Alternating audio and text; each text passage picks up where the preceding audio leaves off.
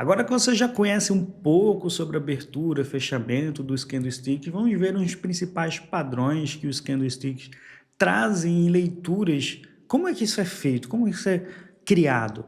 Qual é o sentimento por trás de cada candle? Como é que eu analiso isso em períodos menores? É agora que a gente vai entender a periodicidade e alguns padrões de candlestick que podem te auxiliar muito, principalmente no começo dessa tua jornada, para identificar o que são candles de força e o que são candles de indecisão.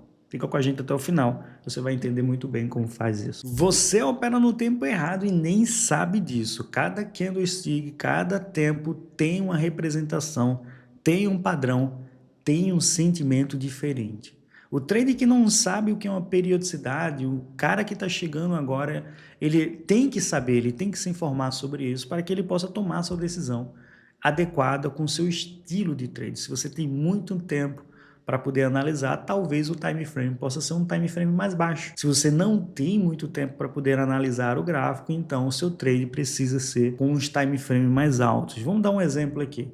Nós temos dentro da nossa categoria de trade algumas modalidades. Vou começar pela modalidade mais rápida, aquela que demanda mais tempo para ficar na tela. A gente chama de scalp.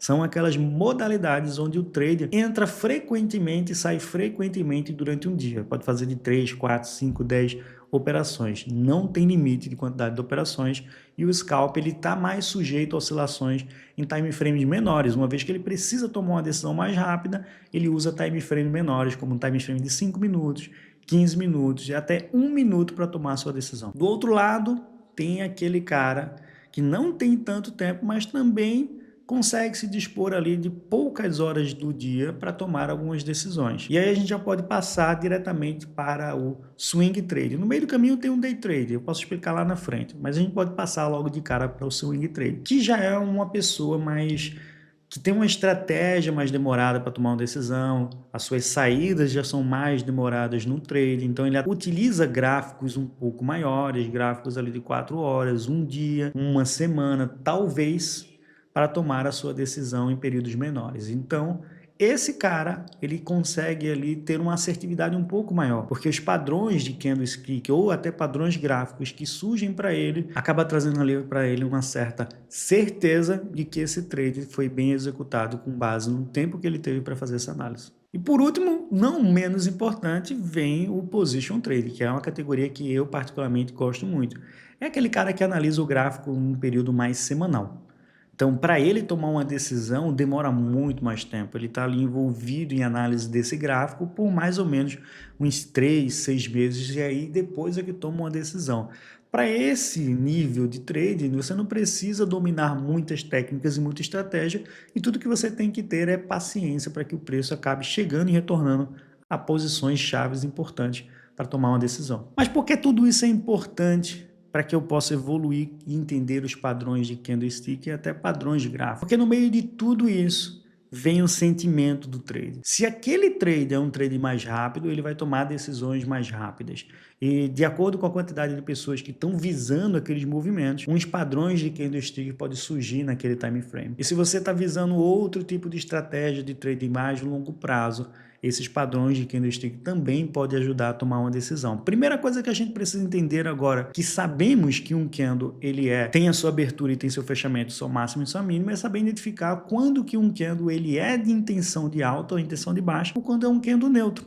Bom, analisando aqui um gráfico semanal, então eu estou tomando uma decisão aqui num gráfico semanal, a gente consegue perceber alguns candles que são tão grandes e outros tão pequenos, e eu não saberia como tomar uma decisão se eu não entendesse o que cada candlestick desse quer dizer. Então, esse é o momento que você precisa prestar bastante atenção, porque isso aqui pode definir o futuro da sua análise técnica daqui para frente. Perceba que alguns desses candles, eles deixam muitas sombras. O que esse movimento de muitas sombras quer dizer? Imagine um local que você está tentando subir numa região e você está tão cansado que você até consegue chegar em um determinado ponto, mas você fala, putz, cara, eu acabei esquecendo um negócio, eu tenho que voltar. E aí você volta tudo. Só que quando você volta, você está tão cansado que não tem força para continuar a subir. E aí você diz, não, vou ficar por aqui, amanhã eu continuo essa trilha, vou acampar aqui hoje, e depois a gente vê como é que vai ser o dia da manhã. Se eu me sentir bem tranquilo, eu vou então, sigo a minha trilha. Se não,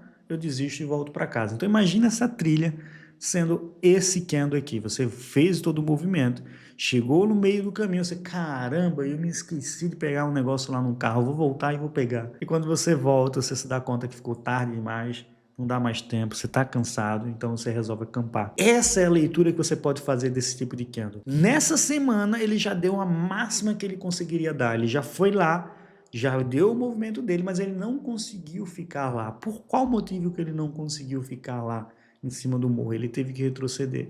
Seja para capturar uma liquidez, seja para poder bater um stop em um outro gráfico menor, bater um suporte em cima de um time frame menor. Então, tudo isso acaba fazendo o movimento. São as ações humanas, o que a gente chama de homem composto, que gera esses movimentos de candles subindo e descendo e muitas vezes deixando esses pavis. Então, quando você vê um candle como esse, que sobe, desce e fecha e abre quase que muito próximo, deixando muito pavio, esse é um movimento de indecisão. As pessoas estão comprando e chegando em determinado movimento, eu acho que não vou conseguir subir hoje esse morro, então eu vou voltar, pego mais energia depois. Então é mais ou menos isso, o preço ele está tentando ultrapassar uma resistência, ele não está conseguindo, e ele acaba fechando muito perto da sua abertura. Da mesma maneira, ele não consegue descer tanto, e aí acaba voltando muito próximo onde ele abriu. E esses candles acabam anunciando para a gente semanas que pode ser de bastante movimentações, essas movimentações explosivas. Então, quando nós temos esses candles de indecisão, geralmente nós temos movimentações explosivas, seja para cima ou para baixo. O movimento ele é indeciso. Mas quando entramos nesse movimento, que os candles começam a ficar mais neutros, mais nivelados, deixando muita sombra, chegamos em decisão ali que pode começar a explodir. Outro tipo de candle que a gente tem é esse candle muito grande aqui, deixando uma barra muito grande. Então esse é um candle chamado de candle de força, são os movimentos que a gente segue.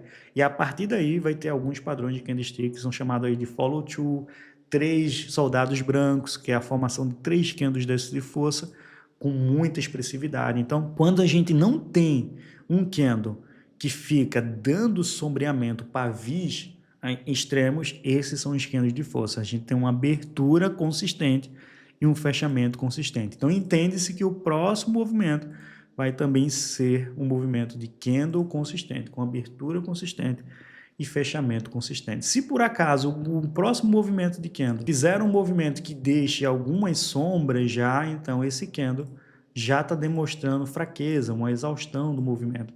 Ele não conseguiu chegar lá, né, ultrapassar aquela região e voltou um pouquinho para respirar. Então fiquem atentos quando você vê muito desses pavis, a soma desses times, desses pavis, podem estar sinalizando ali um movimento de reversão. Nesse caso, seria uma tendência de alta, revertendo para uma tendência de baixa. Ou aqui, nesse ponto em que nós tínhamos uma tendência de baixa, começando a reverter para uma tendência de alta. Olha aqui o tanto de pavio que foi gerado aqui nessa região, dizendo que aqui a gente não aceita que o preço caia mais. E aí começa a entregar umas altas cada vez mais altas. Só que para que a gente possa entender esses candles, escolher o melhor candle e qual o melhor time frame de tomar essa decisão, nós precisamos primeiro entender o que é uma tendência. E uma tendência ela é formada por candles contínuos de topos e fundos ascendentes ou descendentes ou de maneira lateral. A gente tem 3 tipos de tendência basicamente, que é uma tendência lateral, onde os candles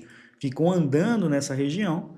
Nós temos uma tendência de alta, onde nós temos os candles subindo e retestando uma região cada vez mais alta, e nós também temos uma tendência de baixa, onde é formada por candles que vão impulsionando o preço para baixo cada vez mais, e aí a gente tem essa linha de resistência. Então esses 3 pontos acabam determinando qual é o tipo da tendência que a gente tem. Então, para definir a melhor escolha de time frame, primeiro eu tenho que saber em que tendência que esse ativo está. Se eu coloco o gráfico aqui no semanal, que é esse período que em cada candle desse representa uma semana, fica nítido para mim que cada semana que se passa nós temos uma formação de fundos ascendentes. O preço pode até corrigir por um período, mas ele forma um fundo ascendente. E aí nós temos a nossa primeira indicação de linhas de tendências sendo formadas. A gente costuma dizer que quando nós temos pelo menos ali minimamente 2 toques, nós já temos uma linha de tendência formada. O ideal é um terceiro toque para que você tenha ali. Mas num período semanal, olha como seria um atraso muito grande você ficar aguardando essa tendência ser formada. Seria ali, ó, 336 dias aguardando essa tendência ser formada. Então, quando é que eu devo utilizar um time frame maior e um time frame menor para tomar uma decisão? Analisando no período diário, nota que no período diário nós temos muitas vezes tendências altas e tendências baixas sendo formadas. Aqui foi uma tendência de baixa, tá vendo? Aqui já foi uma tendência de alta.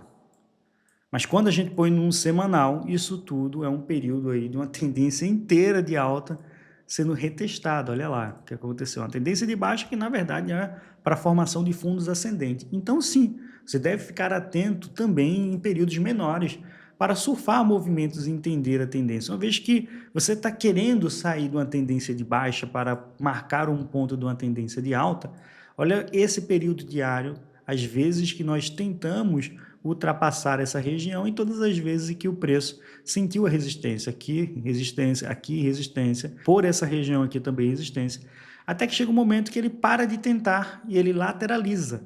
Olha aqui um indício de um momento interessante para tomar uma decisão. Aí começou a lateralizar e a tendência virou. Agora começamos a formar uma tendência de topos e fundos ascendentes. Olha só isso é interessante, muito bom isso aqui. A gente vai ver um indicador lá na frente que vai ajudar a tomar essa decisão de quando que a tendência está virando.